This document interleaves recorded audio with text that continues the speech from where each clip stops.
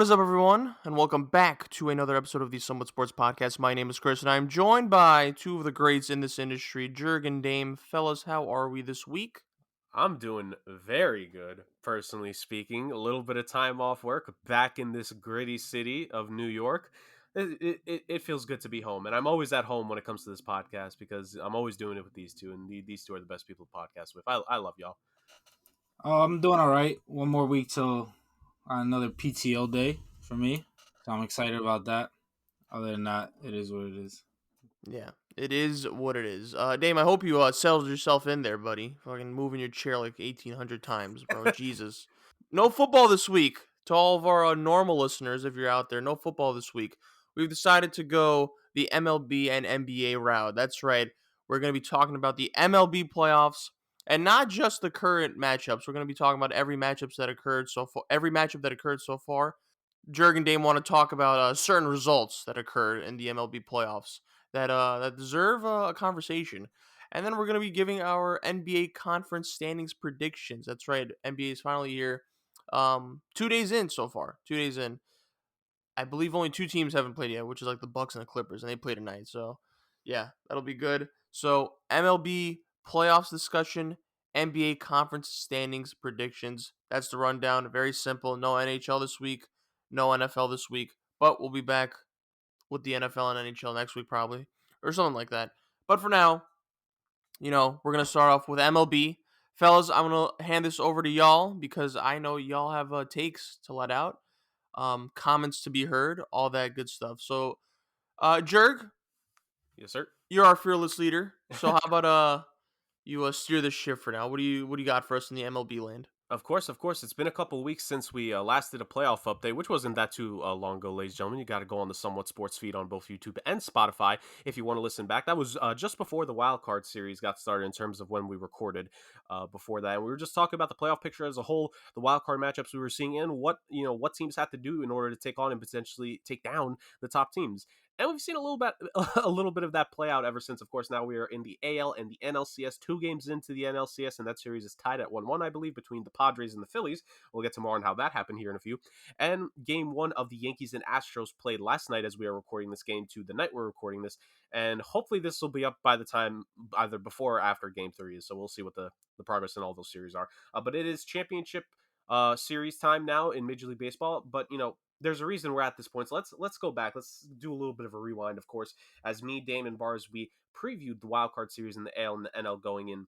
And we had our predictions. Of course, I don't remember what they were off the top of our heads. But what I do know is certainly things did not play out the way we expected, I think, on an overall basis. Of the 4 Wild Card series, which was a new thing now, the Wild Card now being a best-of-3 series with the expanded playoff format, the way it goes is that all 3 games potentially would happen in the stadium of the of the higher seed, and you got to win 2 out of 3. And oh boy, did a couple teams win that not a lot of people, some us as well, were not expecting to win. Over in the AL, it was both of them. The series ended up being sweeps as the Seattle Mariners defeated the Toronto Blue Jays 4-0 in game 1, and then in an absolutely wild and epic comeback in game 2. At one point, the Blue Jays held a massive lead, 8-1 after 5, but the Mariners just came all the way back and they took down the Blue Jays in order to advance to the ALDS. Whereas the Cleveland Guardians, and I think you could argue the biggest stunner so far, maybe a series in the NL would argue that in the wild card, but the biggest stunner, the Guardians beat the Rays in back-to-back low-scoring games, 2-1 in game 1, and then a 1-0 15-inning duel in game 2 to take that series. Over in the NL, the Philadelphia Phillies beat the Cardinals in the 2 out of 3. They won 6-3 in game 1 before beating the Cards 2-0 in game 2. And the only series that ended up going the distance to the 3, it was the Padres and the Mets. The Padres won 7-1 in game 1. The Mets won 7-3 in game 2. And then in game 3, the deciding game, nobody got to 7 runs, which was the lucky number in that series, but no one had to, as the San Diego Padres won that game 6-0,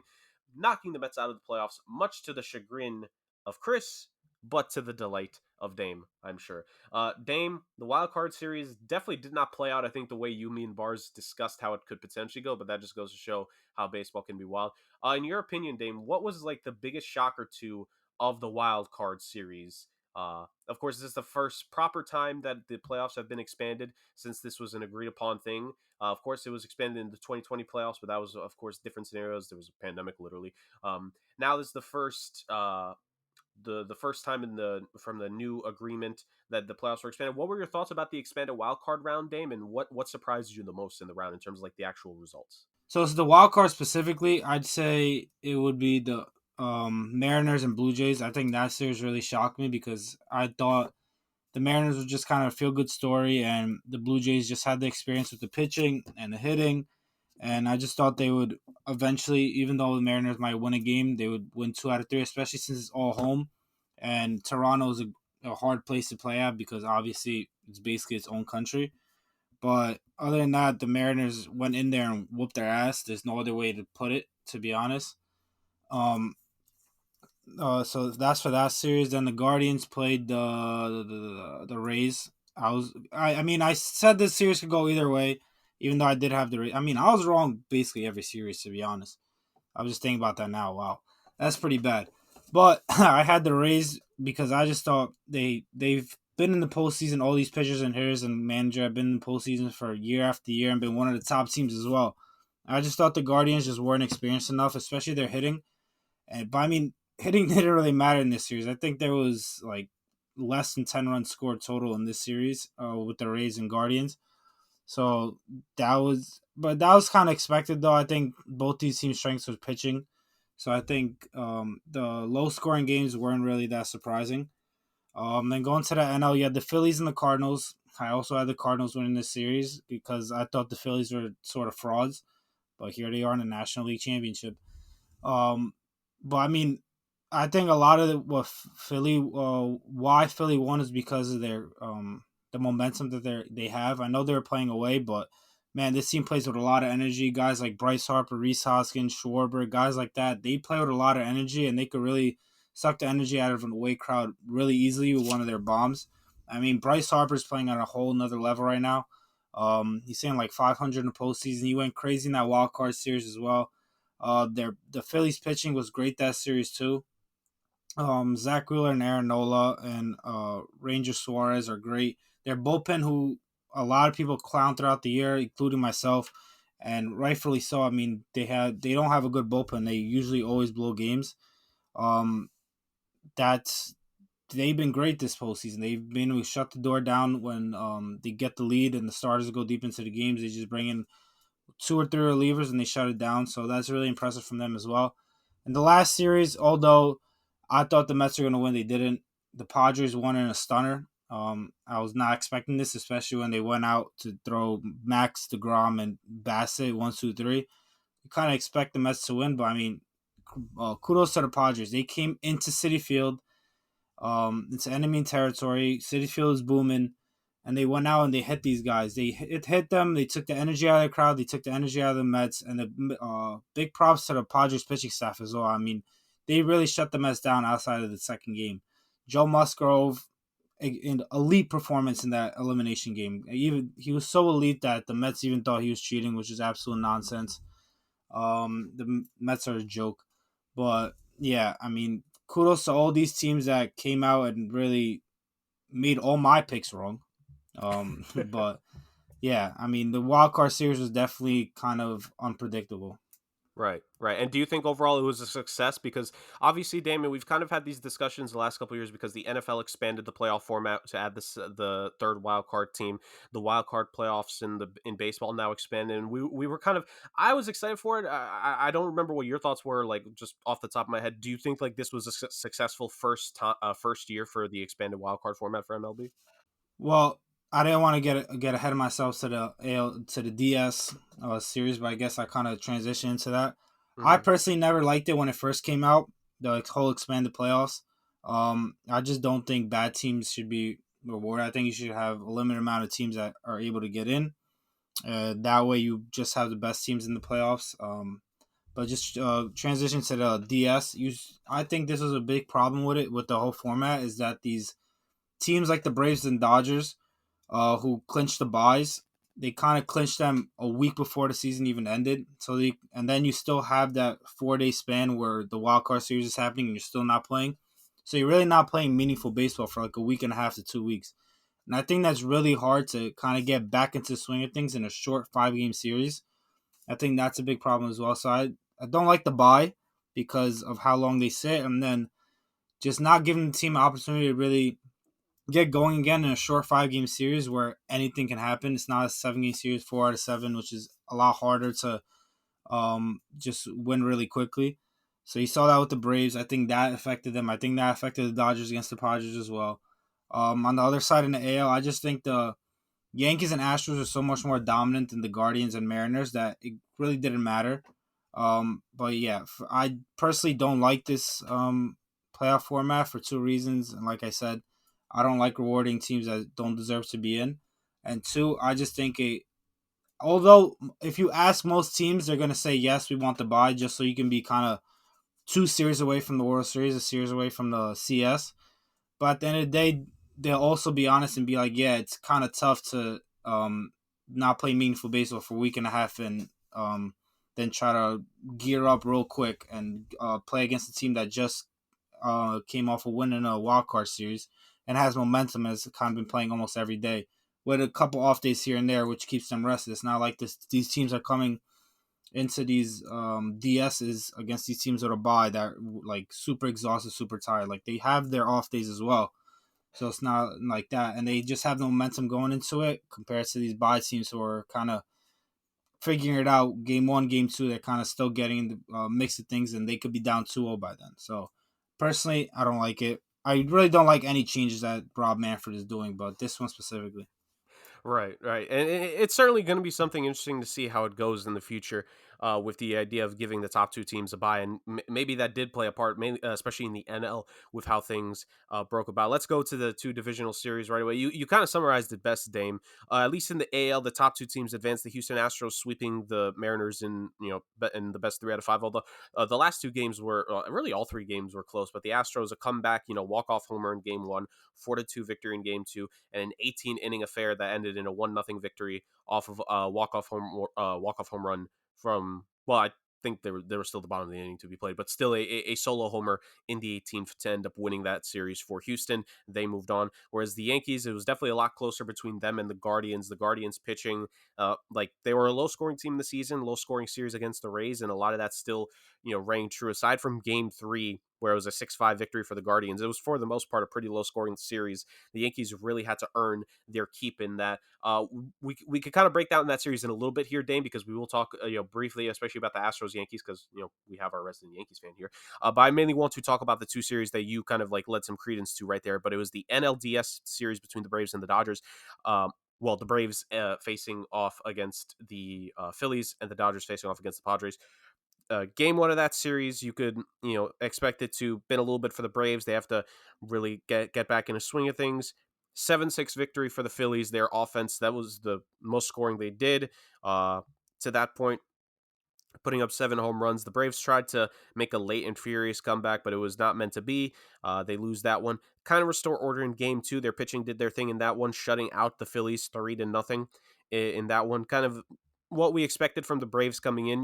They're a good pitching team, get a couple runs. I mean, granted, the offensive talent is there. There maybe should be more, but then completely falls off once we get to the series going to Philly. 17 runs between games 3 and 4 for Philadelphia, and they end up winning the series in 3-1 over the number 2 seed, over the defending champions, mind you, for the Atlanta Braves. And then you have that Dodgers Padres series, which kind of followed a relatively similar format to that one. The Dodgers ended up winning game one, actually 5-3. The Padres won 5-3 in game two, and then low scoring 2-1 game in game three, and then 5-3 in game four. The top 2 seeds in the NL falter, especially 2 teams that had really good regular seasons, especially the Braves at the end. They were like, the way they finished the season, had they started off that way, they probably would have been the top seed in the playoffs overall. But a 101 team in the Braves falls, and a 111 win team in the Dodgers also fall.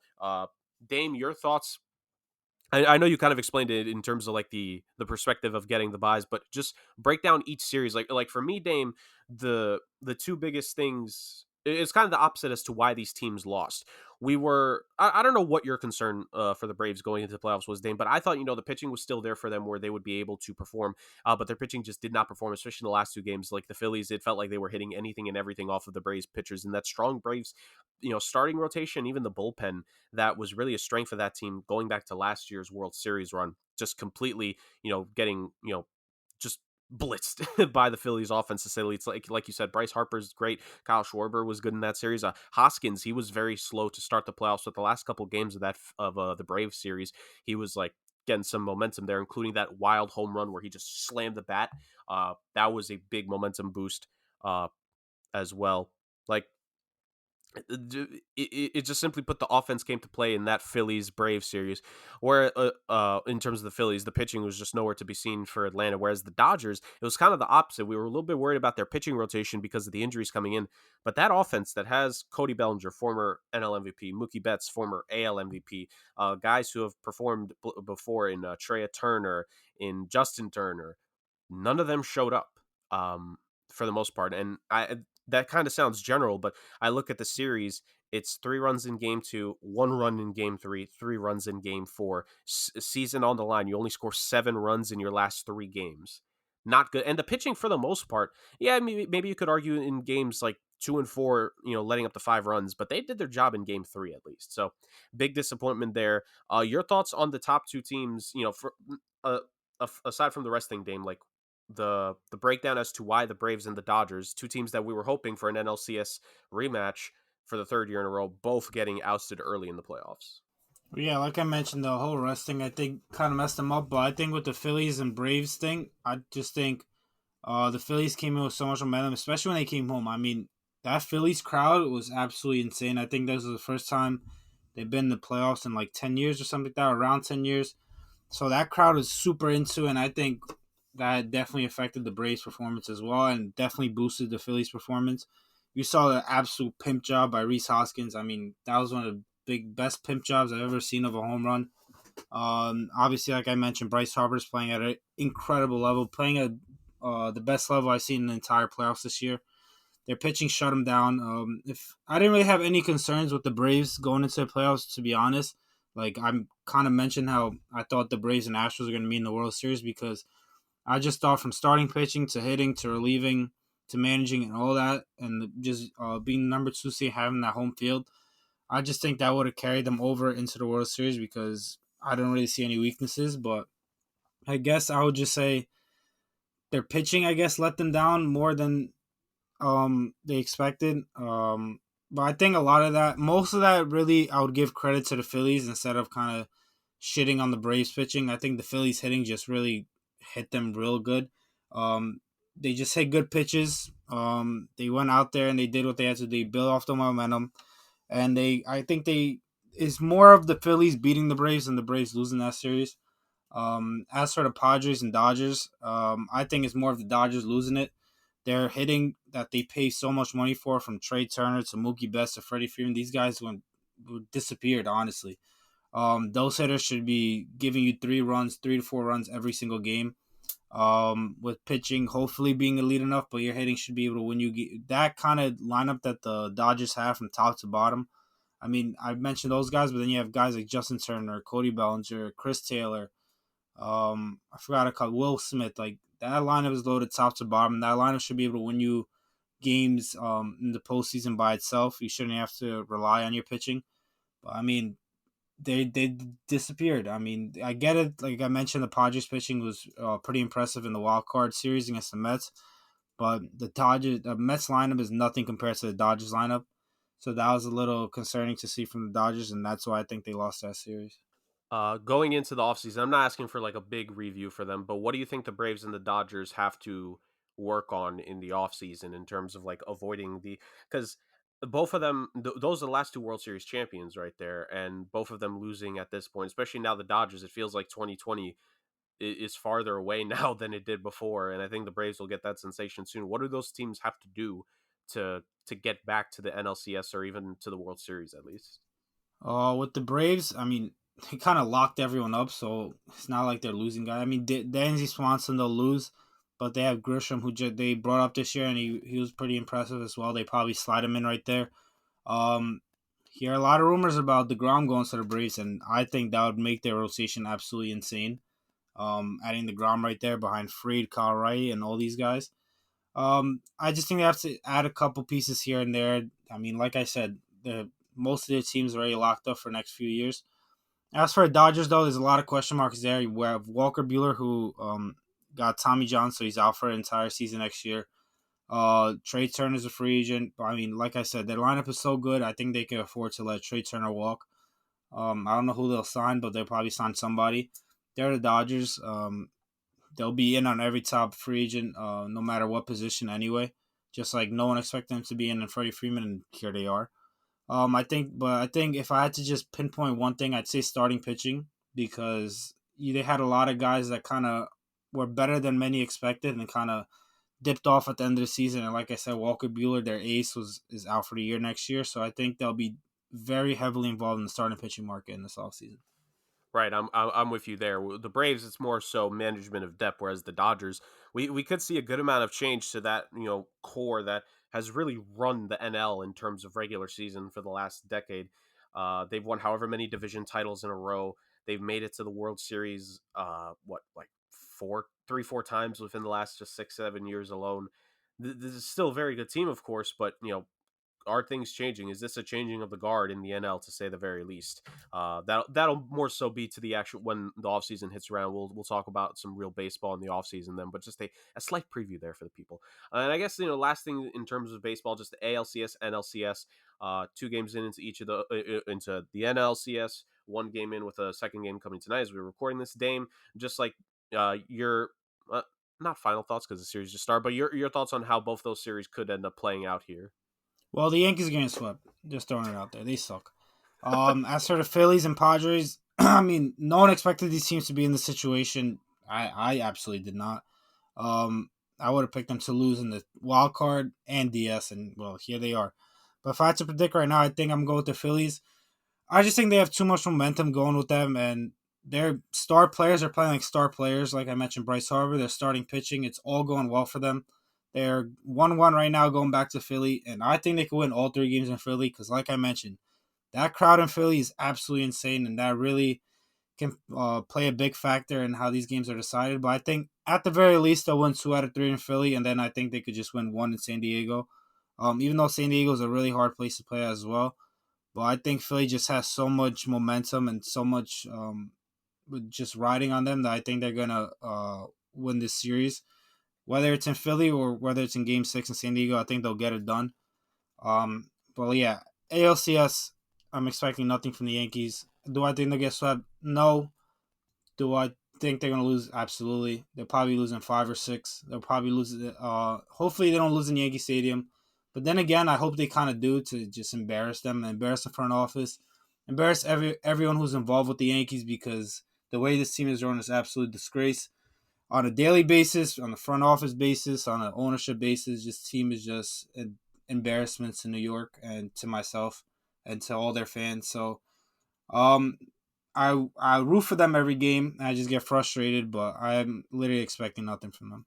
The Astros, but then again, I'm gonna give credit to the Astros because they are that good. It's not even that the Yankees are just so frustrating and so bad.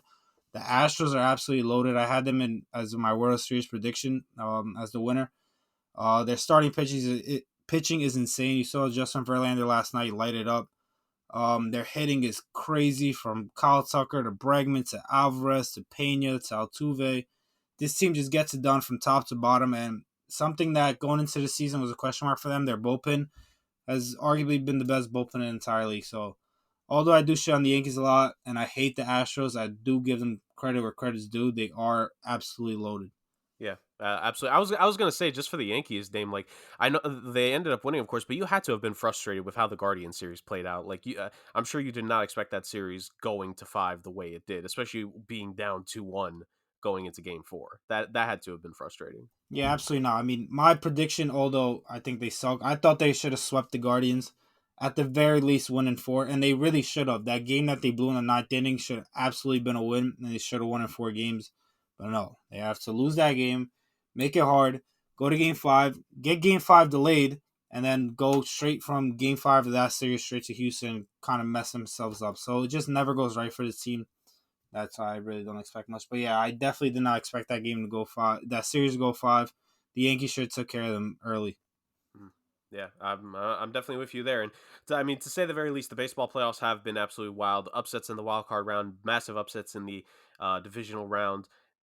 Top teams. It's the top two teams in the AL that made it versus the two of the wild card teams. Really, two Cinderella stories between the Padres and the Phillies. Both teams that have been trying to build this for a while now. It's certainly been something to say the very least. Who's going to win? Is it going to be Cinderella? Is it going to be uh, well, is it going to be one of the Titans in the AL? Is it going to be one of the Cinderellas in the NL? I'm with you, Dame. I think overall it's going to end up being Astros Phillies as my World Series prediction as well. And to say the very least, it could be interesting there. For the Astros, it would be their fourth World Series since like 2015 or 16 in terms of appearances. And for the Phillies, it would be their first since they last made it. Man, it's certainly wild to say the very least between those two clubs and what they could potentially do at that point. And I mean, the stories as well you have on the Phillies side. Well, even just all four teams remaining. You have the Yankees who are trying to win their first World Series since 2009, Dame. You have the Astros trying to win their second World Series in this little run that they've had in their fourth appearance. Would be absolutely wild if they made it. You have both the Phillies and the Padres, who it's been a long time for the Phillies. I don't think the Padres have made a World Series in franchise history. Correct me if I'm wrong there, Dame, but I don't think they've made it. And there's stars on both sides, on all sides, that it would be a benefit for Bregman and Altuve and Yordan Alvarez. It would be a World Series to the resume. I think it would solidify Altuve's Hall of Fame case. For the Yankees, there are a lot of guys that could use a World Series ring there, especially Aaron Judge, if he could try to cap off this AL MVP season with a World Series championship for himself. In the NL, if the Phillies were able to win, I think the biggest name, of course, comes to mind is Bryce Harper. It would be his first championship, and everyone that doubted him because the fact that the Nationals ended up winning the World Series the season after he left, which is that's one of those anomalies where they caught fire at the right time. They obviously had to come back from a slow start to the season, but they caught fire, came back, and put together an amazing playoff run for themselves that also included taking down the Dodgers, ironically enough. For Bryce Harper, it would certainly be vindication of his decision to go to Philly, and he would certainly, a two-time MVP. I doubt he doesn't get into the Hall of Fame, but you had a World Series to his resume. I don't think there will be any doubt to what his legacy was in Major League Baseball. And then you have the Padres. So many guys on this team. It would be, an amazing thing for them. Yu Darvish, who had made the World Series previously. Funny enough, actually, he was part of the Dodgers team that faced off against the Astros, I think, or was it the Red Sox? He was on one of the two Dodgers teams that won the World Series but lost it. It would mean a lot to him. It would mean a lot to Musgrove, Blake Snell, who's in that pitching rotation, the hitters as well, to Manny Machado. Juan Soto would be his second World Series in what is a young superstar career. So many stories, so much like this championships, of course, mean a lot, but this in particular just feels like a lot of legacies could be set after this MLB playoffs, and that's what you want from the MLB postseason. You want guys competing because at the end of the day, you want this to mean something, and certainly for all four of these teams, for the individuals on these teams, this means a hell of a lot to them and more. This is where legacies get created, and that is the beauty of the Fall Classic, known as the World Series, which should be set maybe by the time we record next week, if not a little bit after. So that's the fun part of it. But yeah, that ends our baseball talk here on the pod. Now it's time to shift gears, and of course, I'm going to leave that to the master of it, our guy Chris. Thank you, Jerk. Thank you. Good job as always, fellas. But now we move on to NBA world, where the season has officially started, and we're gonna make our NBA conference standings predictions. So let's get right to it. Do you guys want to start with the East or West? We can start with the East, I guess. Yeah. All right, East. Okay, so we are pretty early on time, but in order to save time, we're gonna do things a little differently. So how about each of us go from our playing team, so 10-7, right? And then we'll discuss, any like surprises or like our thought process behind those decisions, and then we'll go one by one from 6-1. Is that cool, guys? Yeah, that's fair. Okay. So 10-7, we'll just go rapid fire each. So for who wants to start? Actually, I don't want to be selfish here. I'll go real quick. Just Sure. we're just gonna like name them off here at first. So my 10 through 7 in the Eastern Conference. So at number 10, I got the Detroit Pistons. Ooh, At number, see, I've really gone back and forth between I my know. number 9 and 8. You know what? I'm injecting the hate into my veins, low key. At number 9, I got the Chicago Bulls. Mhm. At number 8, I got the Atlanta Hawks. Mhm. And at number 7, I got the Toronto Raptors. Okay. All right. All right. I'll go next. So I pretty much have a similar list from 10 to 7 for with as Jurg, but a little bit of a different order. Sans a different team for 10. So 10, I have the Knicks, unfortunately. 9, I also have the Bulls. 8, I have the Raptors, and 7, I have the Hawks. Yeah. Dame, what do you got? I also have the bum ass Knicks at 10. Then I have the Hawks at 9, Raptors at 8, and Cavs at 7. Ooh, okay. All right. Let's start with Jurg. Because first surprise already off the bat, Pistons at 10. Jurg, I think we discussed this. We're bullish. We're bullish on the Pistons this season, and they did win their first game against the Orlando Magic, so that's a good start. It's a good start. I do like the backcourt of Cunningham and Jaden Ivey. Yeah, I actually like the roster, and I do think they can make a play-in push for sure. But yeah, what was your thought process on that?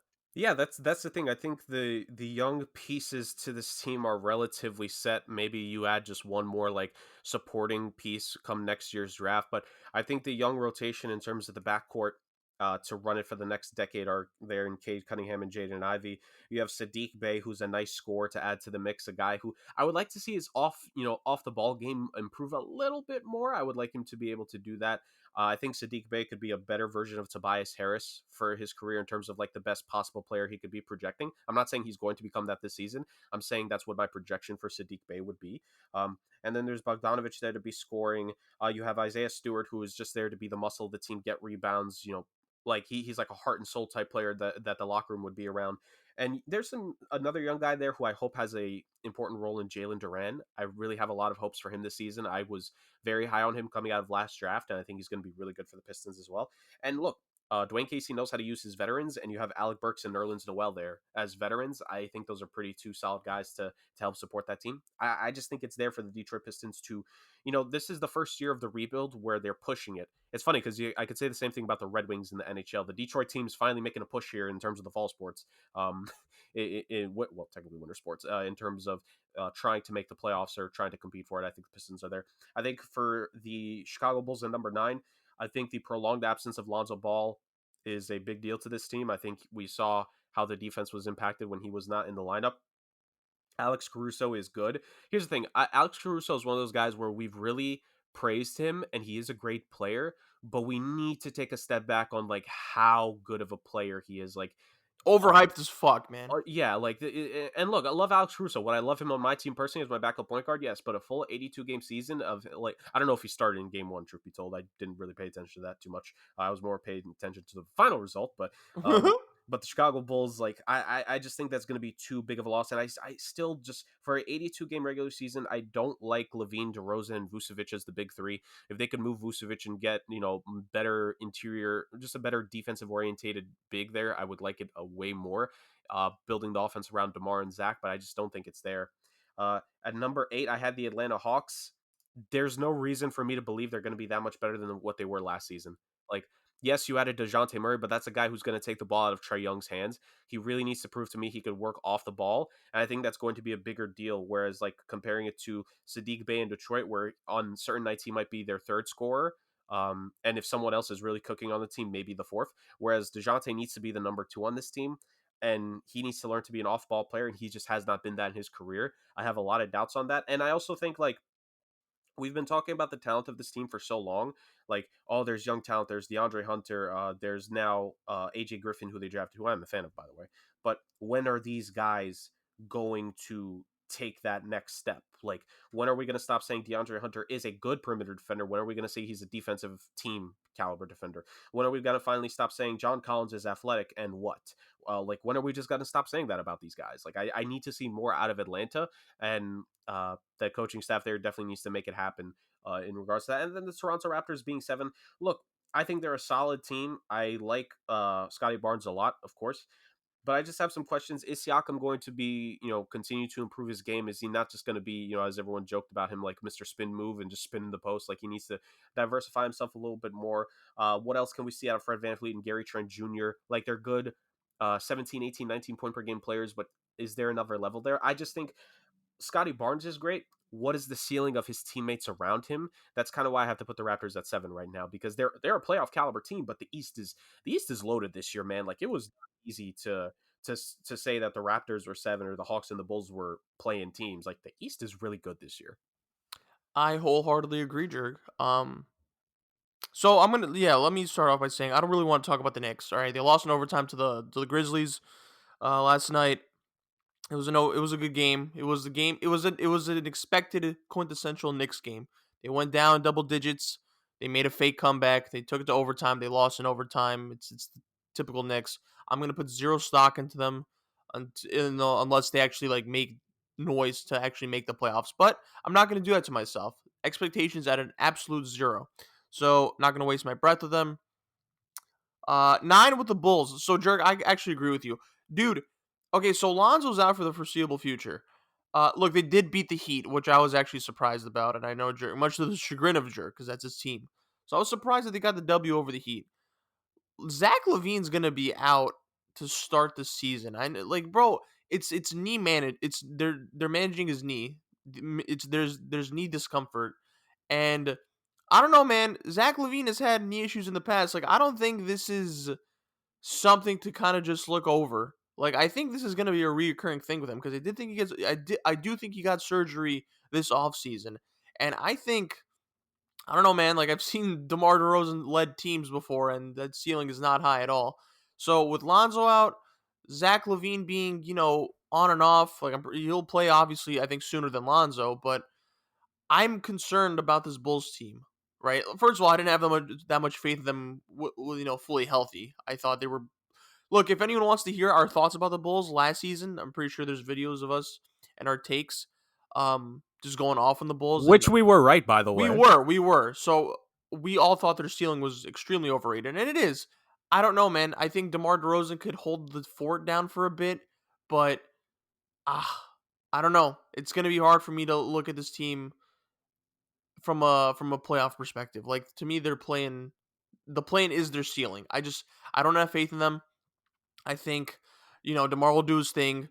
Caruso will do his thing on the defensive end. Health is always going to be an issue. Vucevic, I mean, it's Vucevic. I've never thought highly of him. He's a good player, but again, we know what he is. And like I think their starting point guard might be Ao. I think it Oh, might be him. Desuma. I mean, he's good. He's Like, good, but it's yeah. just like, you know, Not ideal for your starting point right, guard. right. Like, So yeah, I think we're all in consensus that the Bulls don't really have a high ceiling, and especially like them being banged up, it's not going to help their case.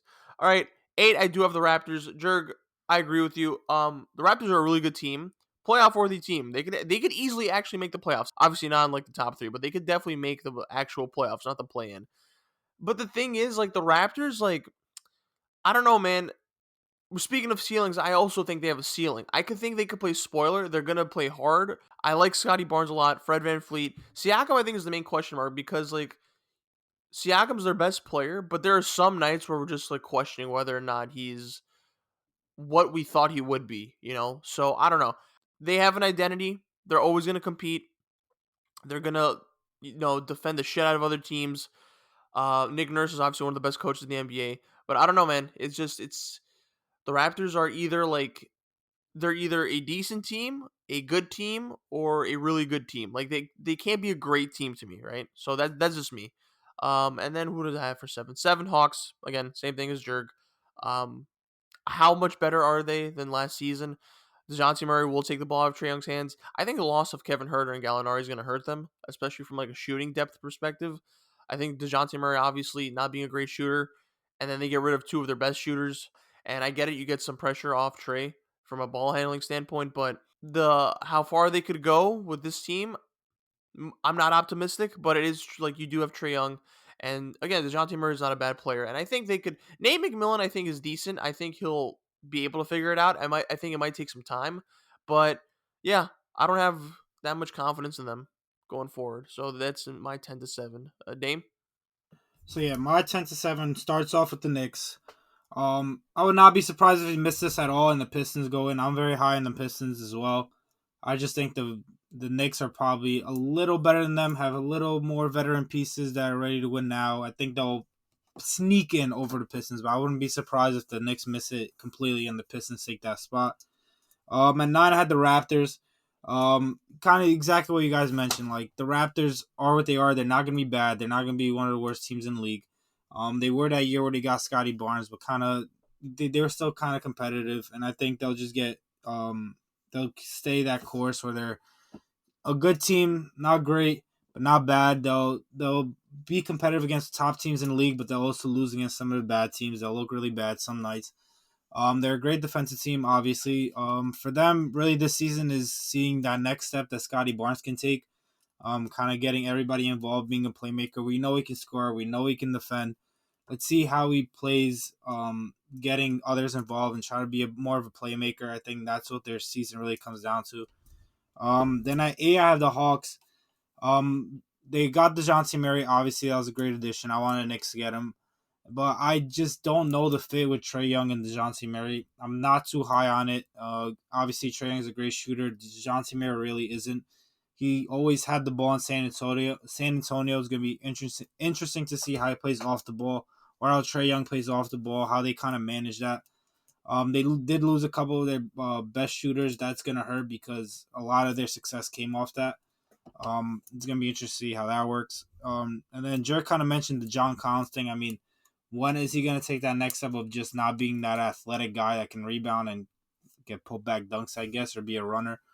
So I think they're kind of like at a ceiling. I wouldn't say a ceiling, but I just don't see how they could get better than they already were unless someone takes like a drastic step that no one expected. And then at 7, I guess the surprise with all three of us, I have the Cavs. Most of you guys had the Bulls in that bottom 4. I have the Cavs instead. Um, I get it. They added Donovan Mitchell, but I still think this team is young, and I still don't think that they mesh well at all. The Donovan Mitchell, Darius Garland backcourt is extremely small. It's gonna be extremely hard for them to defend. I get it. They have great interior defenders. So I guess when Donovan Mitchell and Darius Garland get blown by, you have kind of that help in the back. But I still think it's going to be hard for them to defend teams on a daily basis, game in, game out basis. Um, it's also, I think, is going to be kind of a learning curve for them with adding Donovan Mitchell. I know he had a pretty good game opening night, but it's still going to be kind of a learning curve for them to start the season getting integrated into the offense and getting integrated into what they had last year. I mean, this team is still young. It's not like they've been to all these playoff games where they're ready to go. Like this team is still young. They still got ways to go. Donovan Mitchell is a proven veteran who's been in big playoff games each and every single year. So he's going to have to kind of mentor these young guys and kind of get them up to speed as well. So that's why I kind of gave the Bulls the edge over the Cavs in that sense. Okay, all right. Those are our playing teams. Now let's move on over to our 1 to 6 seed, but we're going to start off from 6 and then go all the way to 1. All right, so I'll start off because I think it's a good segue from Damien's 7th seed. So I have the Cavs at 6. I think ceiling wise, that's word of the day, ceiling. Ceiling wise, I think the Cavs could be a 4th seed, right? But I do have the same concerns as Dame. I do think Garland and Mitchell, obviously offensively, it's a lot of firepower. It's going to be fun as hell to watch. But defensive liabilities, again, we talked about the strengths of having Evan Mobley and Jared Allen in the front court is that, you know, whatever shortcomings on the defensive end from the backcourt, you make up for in the front court.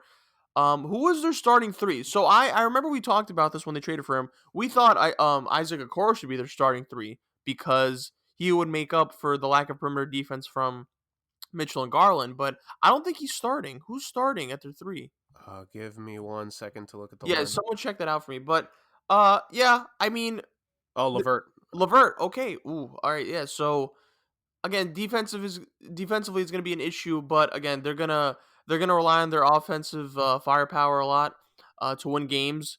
Um, but yeah, I think the Cavs, they have all the pieces to be a playoff team, and it's kind of it's surreal because Damian said that Donovan Mitchell has to lead these young guys, and Donovan Mitchell's what, like 25 years old, 26 or something like that, but like already that veteran presence, like you're right, I do think with that playoff experience, like he's the right guy to kind of lead these guys into that next level. And again, I have them at the 6th seed, but I do think they could be as high as the 4th seed. That's just me. That's just me. If it's gonna take a lot of click, but I think if it does click, they'll be a really good team. They'll be a very fun team to watch. So I have the Cavs at 6. Jarek, who do you got at 6? I think I'm gonna surprise some people with this. But my number 6 seed is my Miami Heat. Hmm. Um, I think Laurie and Jimmy are another year older.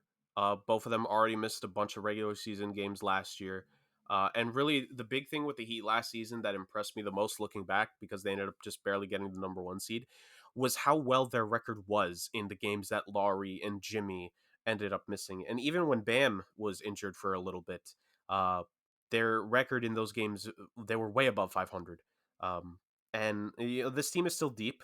You still have Gabe Vincent, who's a great backup guard. You still have Victor Oladipo, sadly.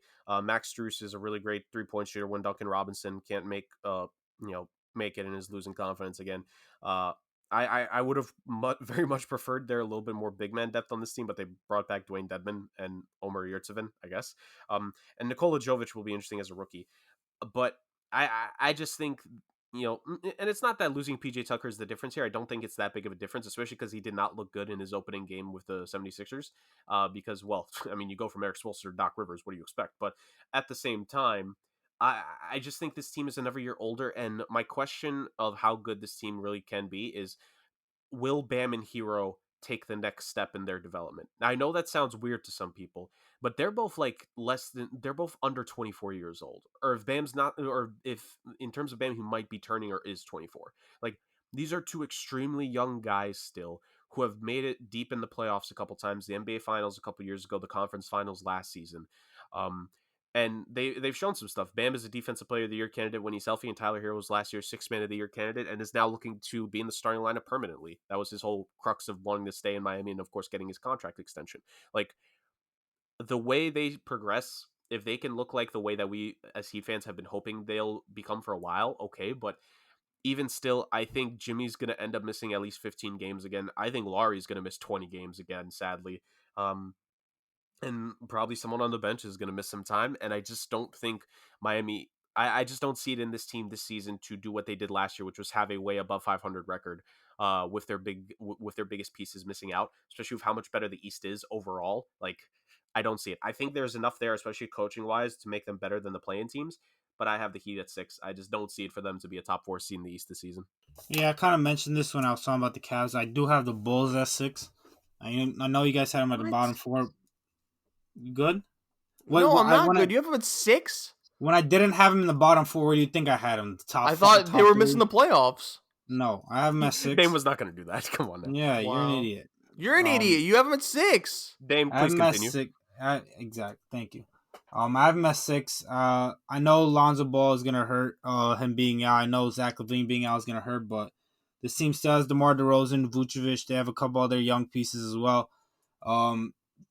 Although I was right about them last year, they kind of surprised me in the beginning of the season. I didn't expect them to be that good, but I still don't think the team is good. They could easily be worse than the Cavs and the Hawks, in my opinion, but I think those three are going to be separated by a couple games. You go either way, but I'm going to go lean with this team has DeMar DeRozan and Vucevic and eventually Zach LaVine. I know they're going to manage his knee, but in the biggest games he's going to play, just having those three, I think, is going to be a big boost for them. Of course, their defense is going to be as good, but the scoring will be there. And I mean, having them out the playoffs is absolutely ridiculous. That's a crazy take. I can't believe you even considered me being that stupid. I don't think it's But crazy take at all. Go ahead. having them at 6, I think is a good spot for them. But yeah, I just think they have the talent there to be a round 6 seed, 6 to 7, something like that. Okay, whatever. All right. 5th seed. I got the Miami Heat. So like Jerk said, I was concerned that they didn't make a lot of offseason moves. They lost PJ Tucker. And the reason why I have them at 5 is because, and like, Jerk, you kind of alluded to this. There's going to be games where, like, the health of this team is always a question mark because, like, Jimmy Butler is going to play every game of the season. Kyle Lowry is going to miss games. And you're going to have to rely on your young guys, basically, like your Tyler Heroes and your Bam Adebayos. Again, you never know what you get in Duncan Robinson. Max Strus, I think, is on a contract year, I believe. The health of this team is going to put an asterisk next to them. Like, it's going to be hard for them to kind of be a little consistent because I think their main key players are going to be on and off in terms of, like, playing. And I think that's what's going to hold them back, right? And I think with PJ Tucker gone, it's going to a lot of emphasis. Like, you're gonna put a lot of emphasis on the defensive end, a lot of pressure on Jimmy Butler and Bam Adebayo to carry that load. And Jimmy Butler, man, he's getting older, bro. So, and because he's like the primary scoring option, it's gonna be hard for him to kind of, have an increased role in the defensive end. But again, it's Eric Spoelstra, it's the Miami Heat. I trust that they'll adjust, but there are some major flaws to this team. Irregardless, the major flaws are there, but I still have them as a 5th seed because it's the Miami Heat. They'll figure it out.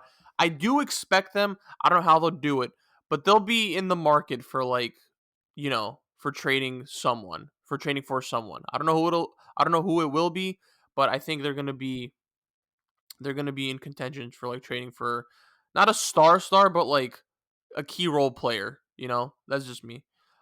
Jerk, who do you have as your 5th seed? I mean, first of all, thank you to the both of you because I think every single time we've done standings predictions, you guys always rank the Heat higher up than I rank my own team. Um, and sometimes it goes that way, sometimes it goes the other. So for my 5th seed in the standings this year, and this is solely because I have zero trust in that coach whatsoever, but I have the Philadelphia 76ers as the 5th seed for me. The jury is still out there. Not even if Harden is going to play at a more consistent level this season, which we saw him play way better in game 1 of the season, of course. But how will Harden and Maxey work?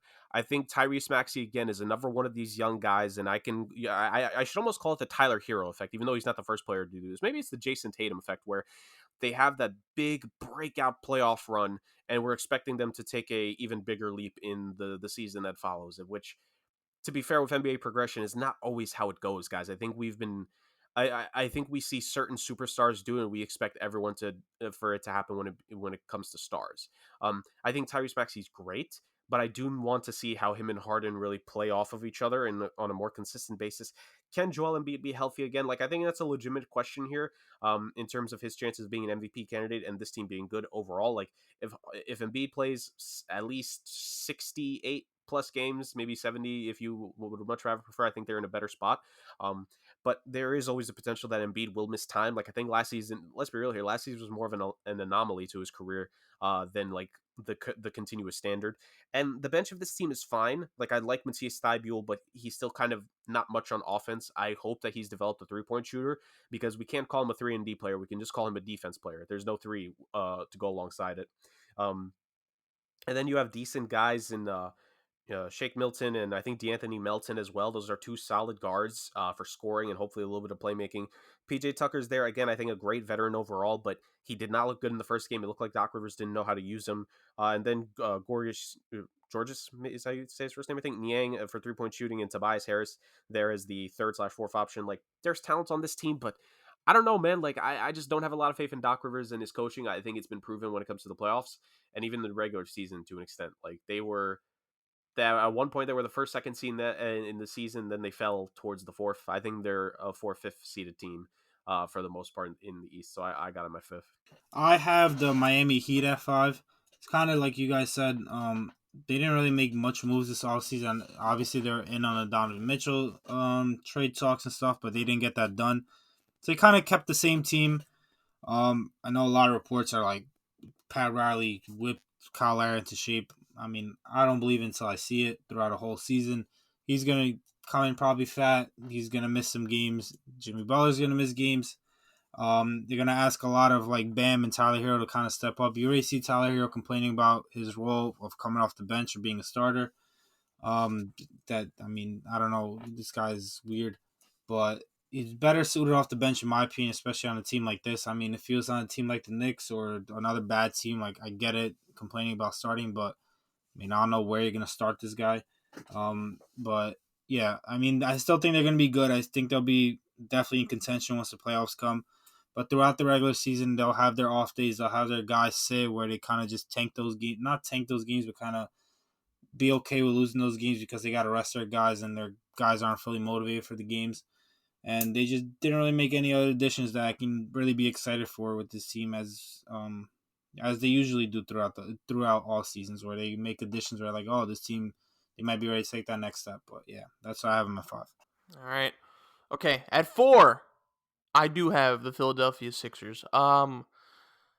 Man, so God, I don't even know how to like talk about this because I have takes. A team coached by Doc Rivers, led by James Harden and Embiid. It's like this team's they're not gonna do anything, bro. Like they're gonna be good in the regular season. They're gonna get bounced in the second round. They're about to start 0-2 right now in the regular season. They're already 0-1 because they lost to the Celtics, and they play the Bucks tonight. Spoiler alert: I might have the Bucks in that game. There's something about like I know James Harden looks quote healthier than he did last year. That's not a high bar to surpass because he was fat as fuck. But so like he had a very good first game, but it's just there's something about like James Harden, like it's a heliocentric offense, and I know you have Joel Embiid there, but it's kind of just like them two sharing the ball, and there's no fluidity in that offense, right? Whereas your role players can't get going because James Harden needs to do what he does with the rock, and then Embiid needs to get his touches. It's so hard for like the other key players to like thrive in, and Tobias Harris, I think, he was the odd man out like as soon as Harden got traded. Maxi, I think he'll be in contention for most improved player of the year. But again, it's gonna be a little tough for him now because if Harden is as healthy as he says he is, he's gonna do more with the Rock than he did last year. So I don't know. I have concerns. I really do have concerns. But again, they do have the talent. I think PJ Tucker. You're right, Jerk. I don't think Rivers knows how to use him yet, but I think PJ Tucker will figure it out himself because he's kind of one of those players that he's easily adaptable, right? Again, I do think the D'Anthony Melton they did strengthen their bench a bit, but they're gonna be good defensively. They're gonna need a bit time to figure it out fully.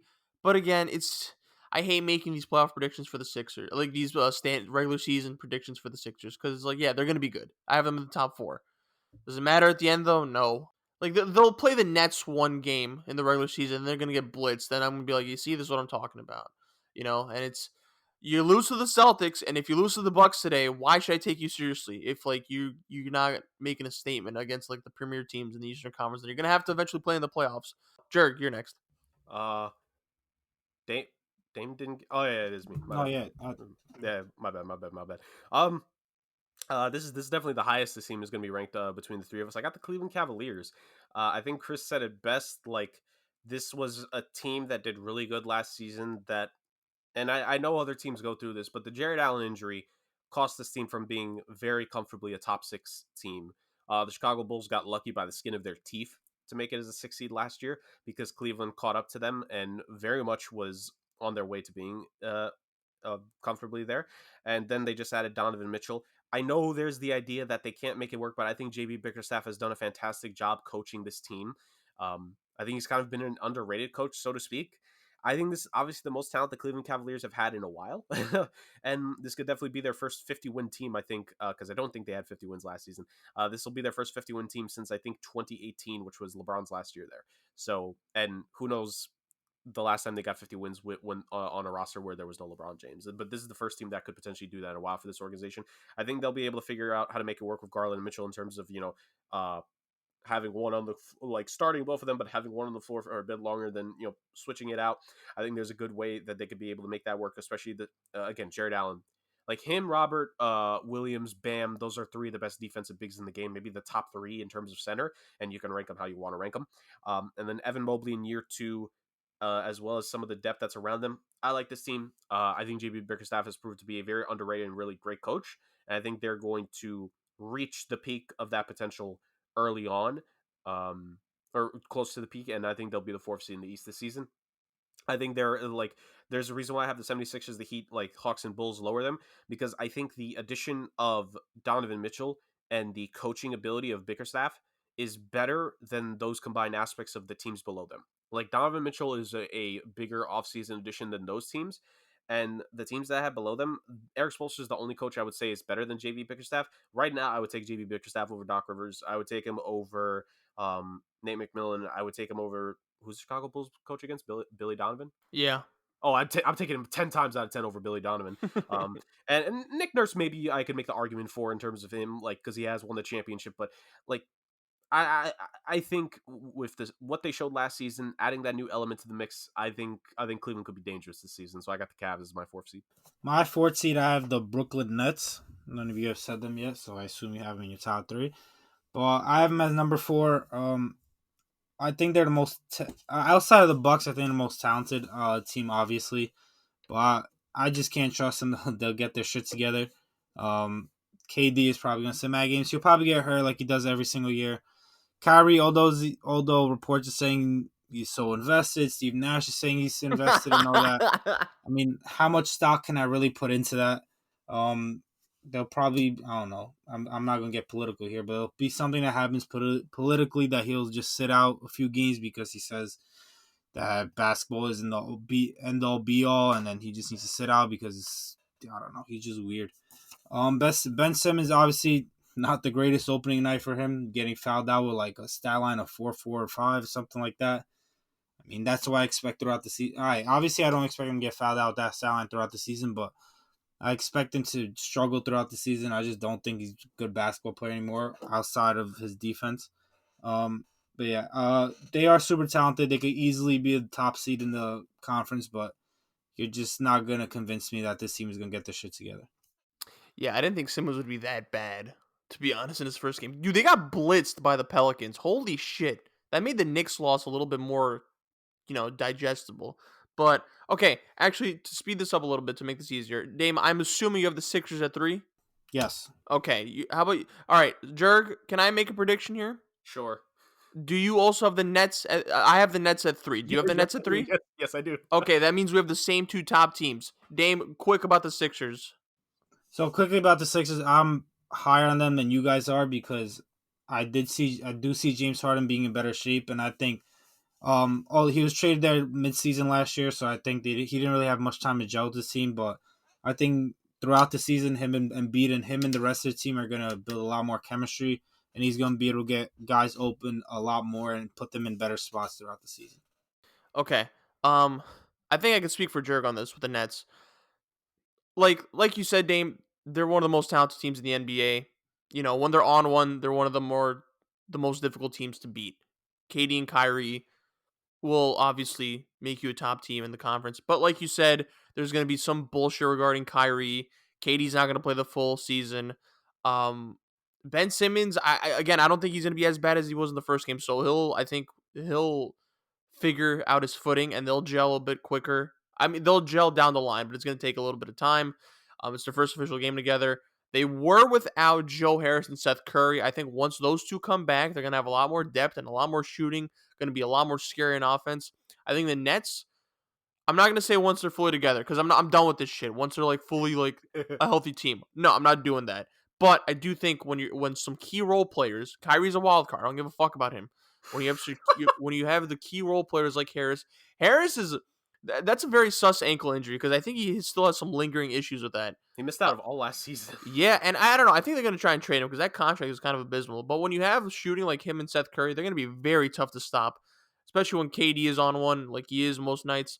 But again, talent-wise, they're up there as like one of the most talented teams in the NBA. Yeah.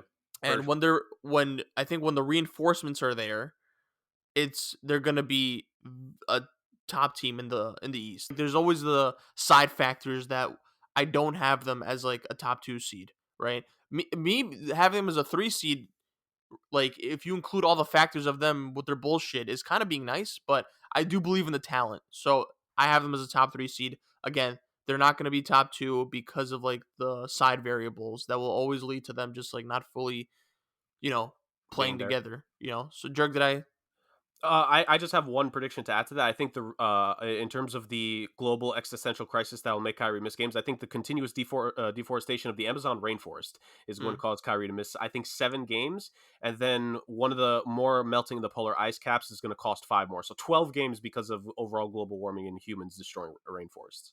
Can't argue with that. Can't argue with that. So yeah, Nets at 3. Okay, we have the same top 2 teams, all of us.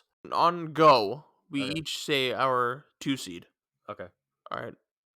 3, 2, 1, go. Boston. Celtics. Celtics. Okay, we're all in agreement, which means we have the Bucks at 1. These are the 2 best teams in the East. I think it's a collision course. I think the Nets could be, that they could be that counterattack to these two, because I think the Nets, if they get their shit together, they could beat both these teams. But that's a big if. But Celtics, I, Ime Udoka isn't there, but I think they have the talent, the cohesiveness, the defensive identity. They beat the Sixers without Robert Williams, man. Right? They beat Joel Embiid without Robert Williams. This team is so good. Tatum, I think he's. I don't think he's a superstar yet. I don't think he's a superstar yet, but he is like itching his way towards there. Jaylen Brown is a phenomenal Robin. This team is deep now with Malcolm Brogdon coming off the bench. Um, and then I think they lost Gallinari for the season, but this team is going to be so tough to beat. Then of course you have the Bucks, Giannis, Holiday, Middleton. I mean, he's the best player in the NBA in my opinion. Giannis. I think they lost to the Celtics in the playoffs because Middleton got hurt. I think if Middleton was healthy, they would have beaten them. But I think these 2 teams are the best 2 teams in the East by far. Defensively, both of them are really, top notch, top tier. And then of course, offensively, they have it when you have the best player. And then you have Boston Celtics, which is like a great echelon, a conglomerate of great players in one. So it's not that hard to explain, but these are the top 2 teams in the conference.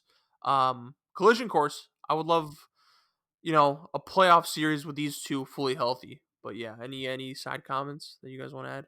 I think just the biggest difference is the coaching consistency, and I can't believe I'm giving Mike Mm, Budenholzer a coaching edge in something, but I just think the fact that they've lost Ime Udoka due to off the court and in the office reasons is a big factor as to why the Milwaukee Bucks are going to edge out the Celtics. And I also think, like you said, Chris, like again, Jason Tatum is an amazing player, but it's again we're starting to go into the star superstar effect here, where that was his first truly elite season, you could argue, in terms of a full regular season to playoff right. run.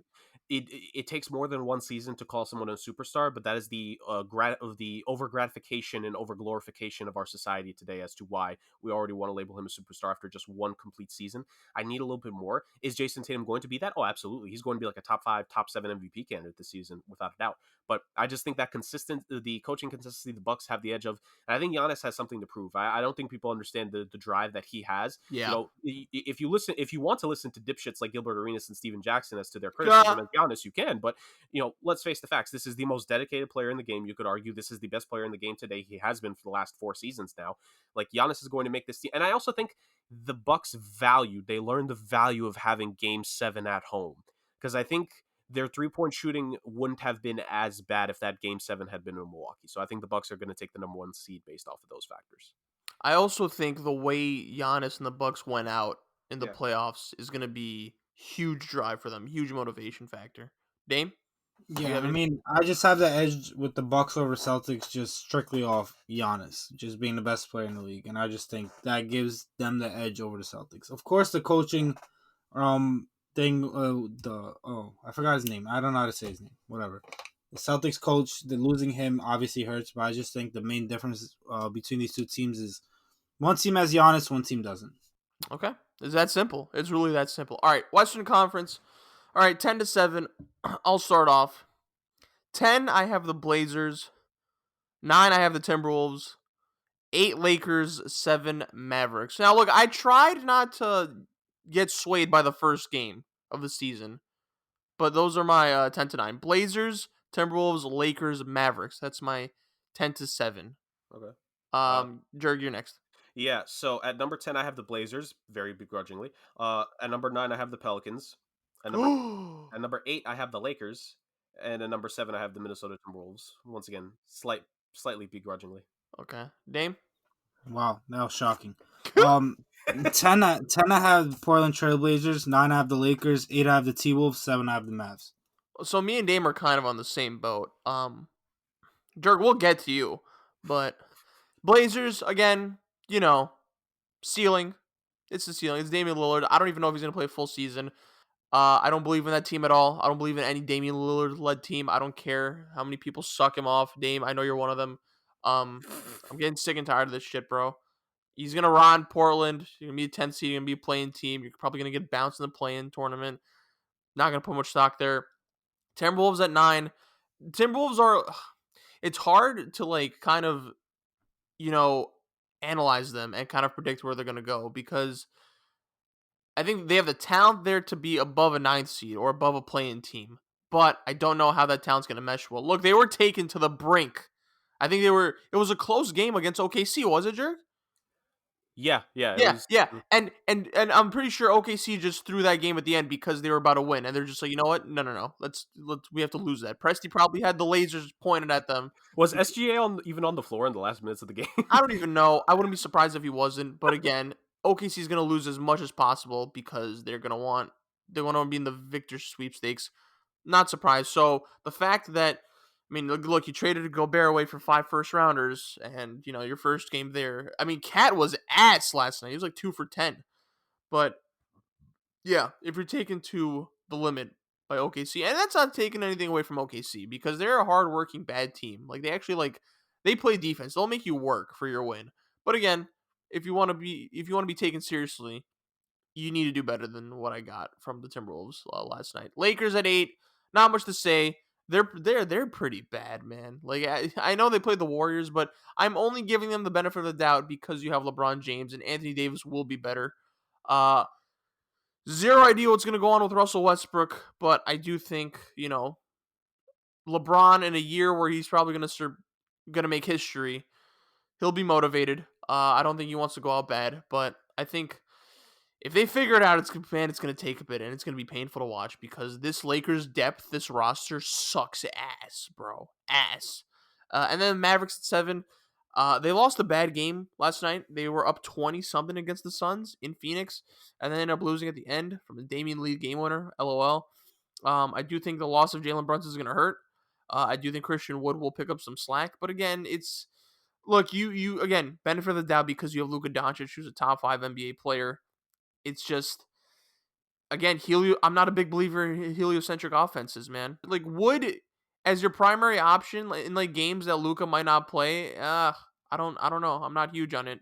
And no, I'm sorry, I'm not a believer in Spencer Dinwiddie and or Tim Hardaway Jr. But again, it's gonna be when they're on one, when their offense is clicking, they're gonna be very tough to beat. I know a lot of people like to gas them up, and I think Luka has a lot to do with that, but I just don't believe in them as much as a lot of people do. I think defensively they're gonna be ass.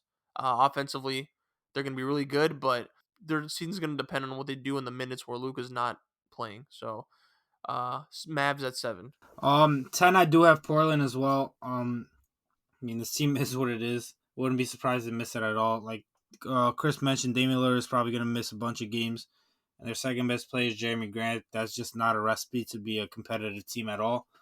Then Damian Lillard is just going to tweet and talk about how he's not running from the grind. And nothing's better than winning in Portland when he's just never, ever going to do it. It's just going to be a repeat cycle of that throughout the season, throughout the offseason. 9 I have the Lakers. This team is just bad. I knew they were going to be bad going into the season. They were just worse in that first game. They really can't shoot. I might be one of their best shooters if I go out there on the floor right now. But I just have to have them making the playoffs, the play-in as long as they have LeBron. And a bright spot, it's the only bright spot outside of LeBron, but he's a bright spot every game he plays, is AD. AD, I think, played really well. I think he had spurts where he just looked like he was going to dominate the paint, which is he should do every single time. I don't think there's anyone in the NBA that could stop him when he goes to the basket and uses his body. But I think that was a bright spot for them. As long as those two stay healthy, they'll definitely be in the play-in at the very least, no matter how bad the outside guys are. 8 out of the T-Wolves, obviously trading your entire farm system for Rudy Gobert, I think it was a massive mistake. Putting him next to Cat still is to be seen how that dynamic is going to work out. I don't know how they're going to possibly have spacing.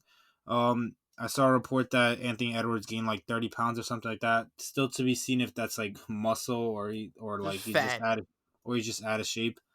I mean, I just have to have him play in with the talent that they do have. Though I don't think they'll be as good as many expect or how they look on paper, but they'll be good enough for a play-in at 8. And then at 7, I have the Mavs. Losing Jalen Brunson, although I'd never wanted him on the Knicks, and I think he's super overpaid, I think it will hurt them because being able to play off Luka, I think, is a big help.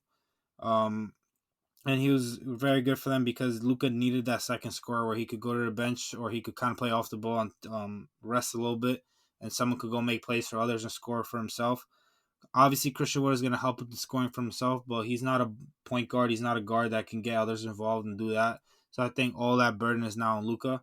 But I mean, as long as you have Luka Doncic on your team, who I have as my MVP this year, I think they'll be a dangerous team going into the playoffs. All right, Jerg, explain yourself. Well, first off, I kind of want to change my 10th seed because I don't like the fact we all have Portland making the playoffs. They'll play in. I mean, look, We'll trust play me, in trust me, playoffs. Jerg. I really wanted to be a surprise here and put Sacramento at 10, Same, yeah, but same. it's the Kings. Yeah, they do need to wash that off. Portland, I don't have much to say. I think you guys summarized it all. And the less said about Portland Trailblazers on this podcast and any NBA podcast, the better. 9th seed, I have the Pelicans. This is the one that has garnered the most shock. Um, I want to know why, because this is a 7-man rotation that we're expecting to survive an 82-game regular season when their 2 top players have been known to have injury issues in the past. Like, let's keep it real. Like, Zion and BI are awesome. CJ McCollum, great. Trey Murphy, Herbert Jones, Jackson Hayes, and Larry Nance. Who's the backup guard I need to have the high expectations of that I'm missing out here? Like, Jose Avocados. no, enough with overrating decent players. He's getting the Caruso treatment.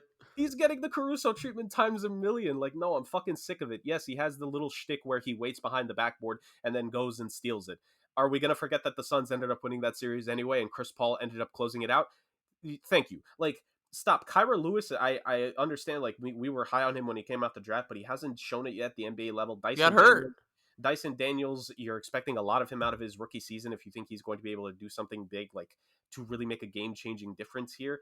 And then like the front court on this team is like, it's decent, but it's not like wild. Notice how I didn't mention Jonas Valanciunas because he like, I'll add him. Oh, sure, I'll call it an 8-man rotation. It's not going to make much of a difference. And Willie Green is a good coach. Like this to me is the season where it's like, I want to see how, like, I will give him credit. He was the one that made it clear early on that he wanted Herbert Jones to get big minutes in the lineup. And I give him credit there. Like in terms of talent evaluation, I'll give Willie Green credit, but how great of a coach he is he going to be now for a full 82-game season? Like, yes, I know he was the coach last season, but now like, this is the season, like people are going to expect more in terms of BI being out there and CJ McCollum now on this team. And is Zion going to be healthy for 82 games? Like, I have questions about this team. And the biggest one is health because both Brandon Ingram and Zion have shown they can miss easily 20 plus games in a given season. And like, it's also in part like Zion needs to prove himself.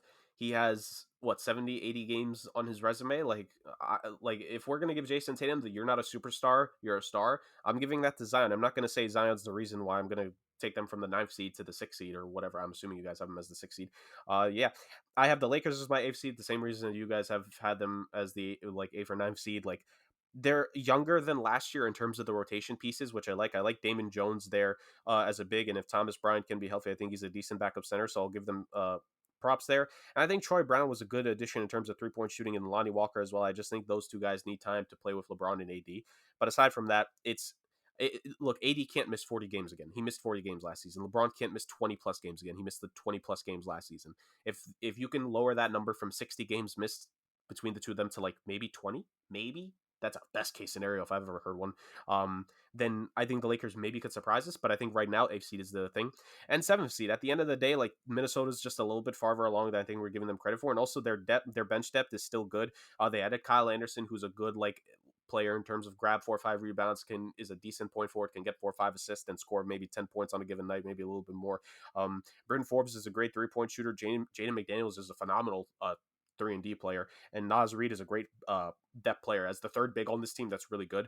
I have had my critique of Cat in the past, and I still stand by it, but now the defense is less on him and more on Gobert. And if there's one thing Rudy Gobert can do, it's be a good defensive player in the regular season. And then Anthony Edwards, I think it's muscle. in terms of what he's gained. I don't know. I mean, I saw him in the preseason. That dude does not look fat at all. Um, and D'Lo is the wild card. I would hope that they try to trade him to get more depth on this team, and if Mhm. they do that, they'll be even better. So I got Minnesota as my 7th seed. All right, we get to our 6 to 1 seeds. We'll start off with 6. I have I originally had them higher, but I've switched. I've done things. I have the Nuggets at 6. So the Nuggets are very top heavy. I think potentially they could be a top 3 seed because Jokic obviously is Jokic. He's a superstar. I think Murray and MPJ are back. It's going to help them exponentially. I do think it's going to take some time for them to kind of get their footing back. You have Aaron Gordon, who's a solid fourth option, and then I believe they traded for Contavious Caldwell-Pope, add some shooting. So they're very top heavy. However, I was looking at their bench, bro. Their bench, besides Bones Highland, ass. This team has like zero depth, man. They're so top heavy, and the thing is, they're the top of their team still needs to get back into the swing of things. So it's a lot of Jokic kind of carrying the weight here. But again, I do think they're talented enough to make the playoffs. I'm concerned that they lost to Utah in the first game. I hope that look when the Nuggets eventually get right, they're going to be one of the most fun teams in the NBA, and I think they're going to be one of the most toughest teams in the NBA. But so far, that remains to be seen. I know it's the first game, right? I need to be careful, but I do think with time it's going to take for Murray and MPJ to kind of get their synergy back with Jokic and the lack of depth and the lack of bench production from this team. It's gonna hurt them at least to start the season. So far, I have them as the 6th seed. They could definitely be a third. I wouldn't be surprised if they were like a 3 seed as well. But so far, I have them as a 6 seed. I unfortunately agree with Chris. Nice. I have the Nuggets at 6 as well. Um, Obviously they have their holes, like Chris mentioned. They just don't have much depth. And I mean, Michael Porter has his injury history. Jokic really doesn't. Jamal Murray does. Like, these guys have most of their star players outside of Jokic have the injury history, so they most likely will miss games. Aaron Gordon as well. So they're gonna need guys to step off the bench. I don't know who's gonna be. They can't pronounce the guy's name that Chris mentioned off the bench. Bo, whatever his Bones name is. Highland. Bose Highland. I mean, this guy came. Bones. Bones. Yes, I said Bones. You said Bose. Sorry. No, Bones. He came kind of out of nowhere this past season, so they're kind of gonna need another guy like that. That comes out of nowhere and becomes a valuable piece off the bench. Um, yeah, I mean, I like the Nuggets. They could be a problem for teams in the postseason as well. Hopefully Jokic doesn't win another ridiculous MVP, but Oh, I hope he does, just to spite you. Just to spite you. I That was just not a ridiculous MVP. I just have more confidence in the 5 teams above them. It's more about me having more confidence with the 5 teams above them than me being down on the Nuggets. All right, my 6th seed. I think this might surprise some people. I have the Phoenix Suns as my 6th seed for the West. I think a lot of turmoil in that locker room. I don't think the talent is there to push it off to the point where they can be where they've been the last couple seasons, which was the 2nd seed 2 years ago when they made the finals, and the 1st seed last season when they got smoked by Luka Doncic in the 2nd round. Luka's still part owner of the franchise, by the way. It's him and Robert Sarver that'll be joint selling the team. Yes, I know there's still CP3 and Devin Booker, but the DeAndre Ayton situation, yes, he's still there, but it's still very tenuous between him and Monty Williams. Cameron Payne is a solid backup guard, but you get scoring from him, but you don't get any defense to support. Lee, who hit the game winner for them last night as we're recording, I did like that. He's a good 3-and-D player, so I think that's a very plus for their bench. And then Mikal Bridges and Cam Johnson, we know the two of them are great, but there's no depth on this team besides past DeAndre Ayton. There's Bismack Biyombo and Dario Saric who are supposed to be there. And granted, Saric missed just about all of last season, I think, because of a torn ACL. So, okay, fair point. But I don't think the talent is going to counteract what has become a bit of an issue in the locker room in terms of DeAndre Ayton not a fan of the organization right now, and him and Monty Williams not seeing eye to eye. How much is left in Chris Paul's tank? Look, I love CP3. We've been praising him for years on this podcast, but is this finally going to be the time where he takes a half step back? And how big is that half step? And look, Devin Booker, maybe the most overrated shooting guard in the NBA last season. Ooh. Again, this is another guy who we want to anoint him as a superstar so fast because of the run they had on the finals, which, by the way, if you actually go game by game on his run, it wasn't that impressive of a playoff run. And also because he's one of the guys that trained close with Kobe, and we want to anoint in sports media the next Kobe, the next guy to bring their franchise to their championship and blah, blah, blah. No, I'm sorry. Like, we can go all this Mamba mentality stuff we want. There was a reason why Kobe was Kobe, one of a kind. We need to stop trying to anoint the guys that trained with him as better than they are. They're not. Devin Booker is an all-star. He's not a superstar. So I'm giving the Suns my 6th seed. I think the tension and issues in the organization are going to play out on the court way more than I think most would expect. So I got him as my 6th seed.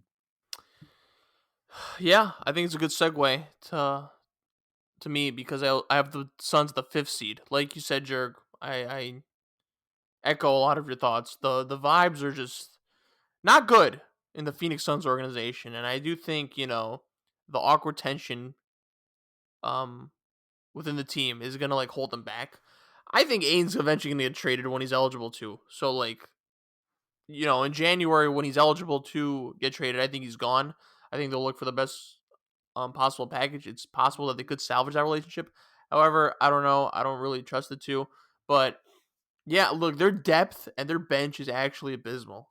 Like, and CP3 might be on the decline, bro. You're right. And you don't know because Cam Johnson's also on a contract year, and because like you don't know what you're gonna get with Ayton, obviously like he's gonna get his numbers, but like the chemistry is gonna be off. Declining CP3 maybe. Booker, I trust him to do his thing. Lack of a bench. It's just very all over the place for the Phoenix Suns. Like I don't trust them that much. You're losing a bench piece too, who's supposed to help in Jay Crowder, but he You're doesn't want to be right. in I Phoenix forgot anymore. about Jay Like, Crowder. You're right. I don't know. And how much are you gonna get for Jay Crowder? Like, are you gonna be able to find how someone much? that could mimic his contribution to the team? I don't know. But you're right. It's gonna be tough. Like, I think I we've been doing this the whole episode, but like the Suns could be a top seed of the West, but I just think there's so many external variables here that's gonna hold them back. And yeah, that's why I have them as a 5th seed. Dame. Yeah, unfortunately, again, I agree with Chris. Yes. I have him as a 5th seed as well. This team is super talented, like Chris mentioned. They could be definitely be a top seed in the conference, even the 1 seed. They could be dangerous in the playoffs as well. There's just something about this team with the way it's such a weird offseason for them. The way it went down. First off, the KD rumors, and then the DeAndre Ayton situation. Doesn't even feel like he wants to be there. Doesn't even feel like they want him there. They just kind of had to match him to have talent on their team and couldn't just lose him for nothing. I feel like that's how they viewed it. They couldn't view him for nothing, so they just had to match it and hopefully buy themselves more time to trade him. And like Chris mentioned, I don't know if he's going to be traded mid-season. Maybe I see the off-season more of a realistic possibility. But this team is just something off about them. The chemistry should be off throughout the whole year. It just I don't know. Something's going to be off, and that's why I have them as a 5th seed. But I wouldn't be surprised if they're one of the top seeds either, though. Yeah, Sure. yeah, that sounds about right. 5th seed is the Mavericks for me. I think like I think we're. It feels weird to say this, but their playoff run last year last season, Tim Hardaway Jr. wasn't there for the entire run. That's a 16, 17, 18 point per game player for them when he's been healthy. Even though we continue to ignore this fact, Spencer Dinwiddie's statistics went up all across the board when he went to Dallas last year. His points was better. His shooting, especially his 2-point field goal percentage, I think was better. His assist was a little like, and also Jalen Brunson, we're kind of overrating the fact that like he wasn't that high of an assist guy. Like he was not like a 6-7 assist per game player beside Luka. I think it was 4, maybe 4.5. Again, Jalen is a guy who we're letting the playoffs cloud our better judgment for what he was throughout a more 82 game regular season, which is what we're expecting. And through 82 games, I think Tim Hardaway Jr. and Spencer Dinwiddie combined on platoon duty will make up for whenever Luka has to go onto the bench. Maxi Kleber and Dorian Finney-Smith for 3-point shooting. Finney-Smith has become, I think, one of the underrated perimeter defenders in the game. And you have decent big men there. It really feels like because we're in this era of you don't need your big to be elite, like JaVale McGee and Dwight Powell is actually a not that bad of a 1-2 in terms of just a solid 5 for Dallas there. Christian Wood, I think, was solid. I think Jason Kidd is showing that he may have figured out a way to stagger in terms of having Christian Wood and Luka Doncic working on and off the floor together. But the big thing is the fact that Luka Doncic, to me, I know we're not giving our award candidates. I think he's going to be the MVP this season. I think that this dude has shown us in the past how great he is. Like, this is going to be another season where he just absolutely does his thing. He's one of the top 5 players in the game today, and he's going to prove that yet again. So I got the Mavericks as my 5th seed here. All right, that leads us to our top 4. Yeah, this is gonna be a hot one, but I have the Pelicans at 4. I am I'm high on this team, bro. I think Zion coming back, and like you're right, Jerk. There's always an asterisk because like the health is always a question for this team. But this team is going to be a problem because they start off the season last season very slow. They were like 1-16 actually. Then they like found like their mojo surprisingly, and then they kind of got into playing contention, made that trade for CJ McCollum. So I think they have a 3-man punch here in Zion, Ingram, and CJ McCollum. So and the addition of McCollum takes a little bit of pressure away from Zion, right? Because I think like he's supposed to be the number one, and you would have to defer to Ingram, but now you can defer to McCollum as well. I think Herb Jones, huge coming out party in the playoffs last year. Trey Murphy, I've always been a fan of him. They do have Devontae Graham still. You have Jackson Hayes, Willie Hernan Gomez isn't that bad. Kyra Lewis, I think, was hurt. I think they'll get him back eventually. I don't know if he was healthy for last night's game. But this team is deep, bro. This team is deep. They're going to play fast. I think Jonas Valanciunas is also one of the more underrated centers in the NBA. They're going to score. Like, offensively, this team's going to be good. I saw that Ingram and Zion had a good game together, and I think that was always the question with them. Like, can those two have good games at the same time? Not just like one has a good game and the other one has to fall back.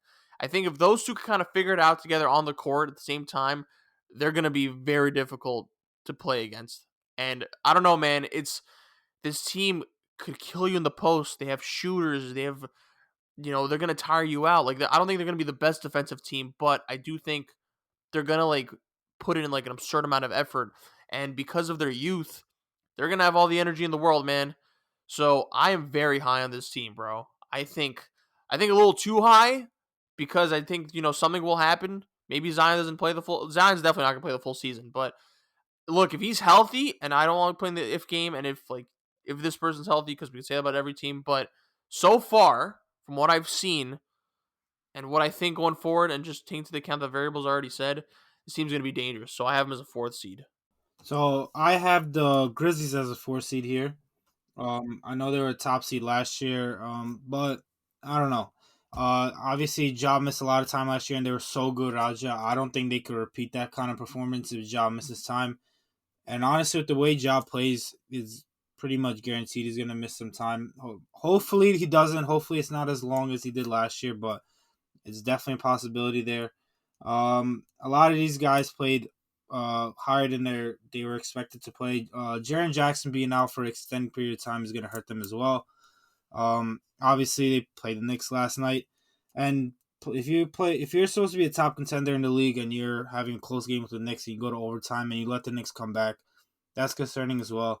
But I didn't make these. I made these standings before opening day, so I'm not really taking much in that game. It's just kind of helping prove my point. But I think the Grizzlies is going to be really good. I just don't think the role players and the guys around Ja are going to be as good as they were last year. I don't think they can repeat that kind of performance, whether Ja's playing or not. My 4th seed is the Denver Nuggets.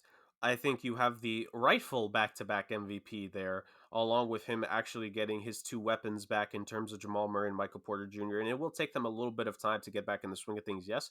But I think you finally add that much-needed support that Jokic didn't have throughout a majority of last season. You add in the fact that they added good 3-and-D pieces off the bench and sometimes starting in terms of Bruce Brown and Kentavious Caldwell-Pope. You have a guy in Bones Highland who I think is a great scorer for them. You have Uncle Jeff Green there, who that dude's still doing it at this point. He's an amazing role player. Jeff Green there, along with Aaron Gordon. I think this team is still pretty good. The question for me will just be like, there's a spot on this team open for a player or two in terms of the young draft picks they've gotten the last couple of years that someone can take a step and potentially do something in the rotation. Could it be a guy who they got in this draft? I think he was a second round pick in Christian Braun, who was a decent player, knows how to play in a system and on a winning team from college in Kansas. Can it be a Grady on their team who is a young guard? Maybe he could step up. Is it Zeke Najee? Is he going to really solidify a role? He played a good amount last season. Is he going to solidify his role in the rotation? There are a couple questions, but I don't doubt the fact that once Murray and Michael Porter Jr. get their momentum going, you have the guy who just won back-to-back MVPs in Jokic. There's still a good team. There's still a talented team with a good coach in Mike Malone. I think top four is it should be the minimum for this team because of what their aspirations are. This team has wanted to build a core for a while. Their core is supposed to come back together this season. Denver, it's on you. Let's see what happens here in 2022-2023. Okay. Top three. Dame, let's, I think we're interchangeable here because I have the Grizzlies at 3. I'm assuming you have the Pelicans at 3? Yes, yes, yes. Okay. Okay, I'll be quick, and I guess Dame will be quick. Look, I trust in the Grizzlies. Like, they're beat up right now. No Jaren Jackson, no Dylan Brooks.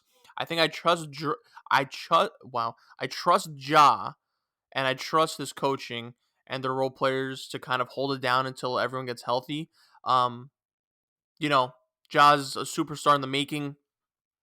This team, they're gonna play fast offensively. They're gonna blitz you, and I think with the Suns kind of like being meh all over the place, and the Nuggets trying to figure it out on their own, I think it's a good opportunity for the Grizzlies to kind of take that place as like a top 3 seed. I think the top 2 seeds are kind of inevitable. Are like the top 2 seeds are kind of solidified in the Western Conference, like the 2 best teams. So I think one of these like young teams, I think it could be the Pelicans as well. I think it's between the Pelicans and the Grizzlies, but I'm just going to go from what I've seen so far from last season that I kind of trust the Grizzlies a little bit more. I know they're banged up, but also they played well when some of their star players have been hurt, so I kind of trust them a little more. So in terms of like the one being a top 3 team in the West, I think it's going to be one of these young teams to step up between the Nuggets, the Grizzlies, and the Pelicans, and I think it's going to be the Grizzlies. I just think I have a bigger sample size for them, and again, I think Ja's going to be able to hold it down. I just want him to like tone back down the play style a bit, man. I get a little worried sometimes when he's like on rocket ship mode. But yeah, that's all I got. Dame, what do you got for the Pelican? That's 3 seeds, kind of crazy. Yeah, I have them as a 3 seed. I'm extremely high on them as well. I wasn't as big as on them last year, but bringing back Zion, and I'm be confident that Zion's going to play, I'd say 60 to 65 games. That's still missing 20 games is still a lot, but this team was really good without him last year, and I just think whenever he does play, they're going to be extremely hard to beat. He plays defense, he rebounds, he's a huge energy boosted team. The team is just not motivated to play. He'll go have 3 putback dunks or a crazy fast break dunk, and he'll get the whole team going. Brandon Ingram looked incredible. He's great. CJ McCollum was an incredible addition. When they made that move, I was like, what's the point of making this move? But not only did he bring in his scoring and his great offensive game, he brought a great veteran presence as well. This team needed that veteran presence that can help the young guys grow, and that's what he's done, honestly. And I know Jake mentioned Jonas Valanciunas kind of being an outside guy. I think he's extremely important to this team. He played really well for them last year in the playoffs. He rebounds the ball. He's a great interior presence on offense. He has a foul trouble sometimes that kind of hurts him, but I think he's a really good presence to have right in the middle to play off Zion. And I do think they have a couple of guys, a couple of young role players that are going to step up this year, especially playing off guys like Zion that'll open up the floor for them so much. And as long as they're knocking down shots, I think this team could be very dangerous. But their main thing is going to be health, of course. And if you're going to be even more specific, it's going to be Zion's health. And I am confident that he will play enough games that he can be a key contributor to this team being successful. My number 3 seed, I think they're the best team in the West. I think they'll probably end up being a top 2 seed in the West, and they probably, I think they are my favorite 2 in the West right now. But I got the Golden State Warriors as my 3rd seed. I think they've shown that they don't really care about getting one of the top 2 seeds in terms of needing home court. So I think it'll give them the flexibility to potentially sit some guys later in the season, depending on how things go. Look, when you're consistently going on deep runs, I know it's been a little bit, but they went deep last season. I could see a scenario where maybe they want to sit Steph towards the end of the season. Klay Thompson, this is his first full 82 game season back. I think it's going to be telling to see if he can be that 75 plus player again. But also, is his defense that shot compared to what we talked about in the playoffs?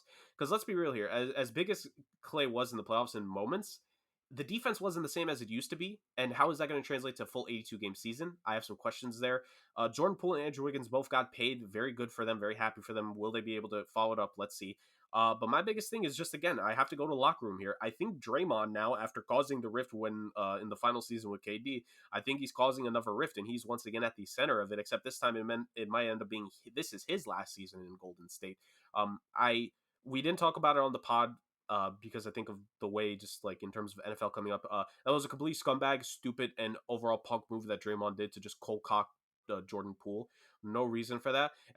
Like, I think it was an even weaker move that the Golden State Warriors uh, ended up wanting to blame the person that released the video more than their own player, and B, didn't properly discipline Draymond for the incident. None of this, that's just Draymond being Draymond. No, that's not how it should work. And I think there's going to be some locker room issues in that team this season. And I just think overall, like, it's a combination of some guys will sit, but are some guys the same? Like, is Draymond going to take a step back in terms of his level of play? Because we were criticizing that deep in the playoffs and even in the finals last year. Is Clay the same defensive player? And are the pieces there going to be able to step it up?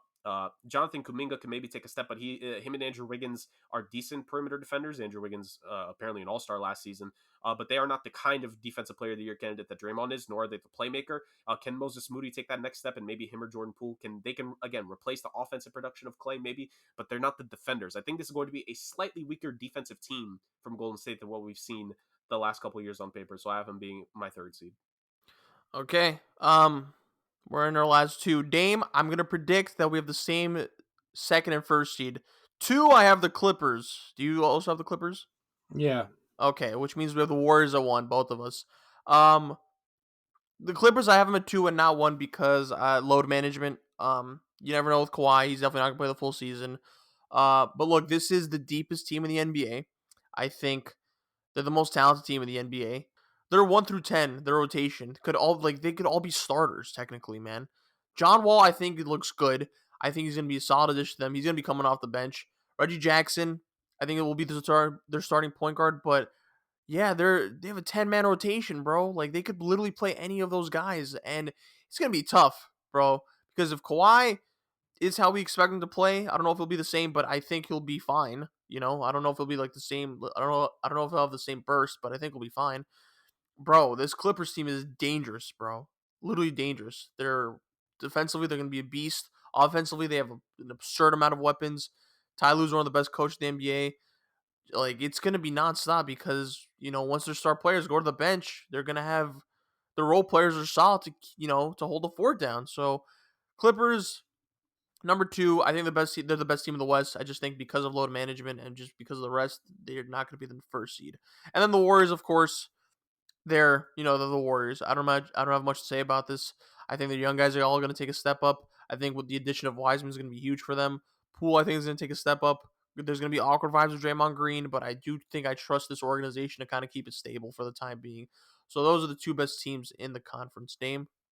Yeah, I mean, kind of what you mentioned. I think they're by far the most loaded team in the entire NBA, and they have the most depth. I was naming their team yesterday. I mean, they go from Reggie Jackson, John Wall, Powell, Kennard, Batum, Covington, Kawhi, PG, Terrence Mann, and that's just their wings. And then their bigs, you have Zubats and Moses Brown as a backup big. I think is extremely good for them. Um, Spoiler, I guess, but I have the Clippers winning the whole thing this year. Same. But the biggest thing with them is going to be injuries and load management. And I wouldn't be surprised if they're a lower seed, honestly, because of the injuries and load management. I think they're absolutely going to be just gearing up for the playoffs. Not to mention, I personally think Ty Lue's the best coach in the league. To just the top of all the depth they have, having him lead this team is extremely good for them. But yeah, I mean, depending on load management injury, they could be higher, they could be lower. But when it comes to the playoffs, as long as they're fully healthy, I don't think there's any team that could beat them in the NBA. Jerk, I guess, yeah, your last 2, which I'm assuming is Clippers at 2 and Grizzlies at first. wait, where'd you have... Oh, wow, Grizzlies first? Yeah, so the Clippers, like you guys said, I think they'll just miss out on the first seed because I think Kawhi and PG will still need a little bit of rest time. But the depth is there for this team in terms of there's Robert Covington and Reggie Jackson. Let me go to the guards. Reggie Jackson's there. I think John Wall could actually have a really good role on this team because he's looking back and healthy. I thought he could have maybe done that for a team a year or two ago, but Houston wanted to be stupid and not buy him out earlier. Damn you, Rockets. But you still have the shooting of Powell and Kennard there. Terrence Mann is a good young athletic wing. Defensively, Nicholas Batum, Robert Covington, and Morris plus Zubac there. Good all-around team. Like Dame said, Tyronn Lue has really grown as a coach, and I think the Clippers' tenure has been the biggest evidence of that. But yeah, my number one seed in the West is the Memphis Grizzlies. I don't like compared to the Clippers and the Warriors, where I think they're fine without getting the first seed. I think Memphis is going to try to go full throttle to get the first seed in the West this year. I think that team personally has a chip on their shoulder from how last season ended, them losing to the Warriors in the fashion they did and the way they did. I think there's a little bit of something to prove on the inside. I think this is the scenario of a young team being hungry and wanting more than what they got last year. And I think combined with the two predominant teams that we are expecting to not for them to take a step back, not step back, but in terms of injuries and them understanding versus a young Memphis team that's going to try to go 100% the entire season. I think that'll just barely give it to them. It's not going to be by a wide margin. This could very well be a case where all three of these teams are within the 55 to 61 win range. It could be a 1 or 2 game difference. I think the Grizzlies are going to gun for it more than the Warriors and the Clippers will. I think they still value home court advantage way more than I think those two teams do. I think in a game 7, I think the Clippers and the Warriors would be confident on the road. I think Memphis is going to push harder to get home court throughout the entirety of the playoffs on the Western side compared to what those two teams do. John Morant's going to be a top 5, top 7 MVP candidate again. You have good bench there, which I think the thing is that I think the flaw in thinking they won't perform like they did again is because now that they have performed, now that Desmond Bane has performed like a most improved player of the year candidate, now that Tyus Jones has been the full backup point guard with the trust of that team for a regular season, Brendan Clark and Steven Adams, 2 very good players. Zaire Williams is going to get more time. He's going to be more of a complete player. Like, guys on this team are going to take that next step. I think we're forgetting the fact that a lot of the guys on this team, the important role players, are like 25 and below. They've only gotten a year better with more experience. Like, they're going to be good. The Grizzlies, I expect them to take the first seed in the West because it's the regular season. And sometimes some teams don't always put the regular season in the highest of regards. And it just so happens that the Clippers and the Warriors are 2 teams I would put into that conversation. So the Grizzlies are my first seed. And that will do it. What a hefty episode. It always happens when we do these standings predictions, but it's all right because content was quality in my opinion this week. We'll be next week, by the way. So we'll be giving our 2 winners for Crowns and Clowns because we didn't do it for this week. So we'll be having week 6 and week 7 Clowns and Crowns next week when we discuss NFL. But yeah, that'll wrap it up for this week. Jurg, where can they find us on the socials? Guys, you already know you can follow us at somewhat.sports on Instagram. We are so close. We are about to get to 100. Literally just one more person, and then we fly from there. So please follow there. Like the post. We post our weekly predictions. We are going to post Crowns and Clowns every couple weeks there to update the people. Fahad's for Godfather picks in terms of gambling if you want to try to make a little bit of money. Or if you want to fade his picks and go the opposite, maybe that'll win you some cash, which was the upset week in the NFL last week. Maybe that'll do. And either way, we're trying to help you win here, guys. And of course, Somewhat Spaced in Sports on both YouTube and Spotify. Like, comment, subscribe to YouTube. Give us 5 stars. Follow us on Spotify. Download the episodes. Let us know what you think. We're always willing to listen to the people. This is a podcast by the people, for the people, for great sports analysis. And that's what we intend to give on a continuous basis every single week on the show. Nearing our 2-year anniversary, which is absolutely wild. Help us ring in this 2 years with more followers on Spotify, more subscribers on YouTube, and full 100 plus on IG. Thank you all so much for listening to the best sports podcast out there. Beautifully said as always, Jurg. Appreciate you, Jurg and Dame, fellas. Phenomenal job as always this week. To all of our listeners listening, we appreciate you. If you made it this far, and until next time, peace. Peace.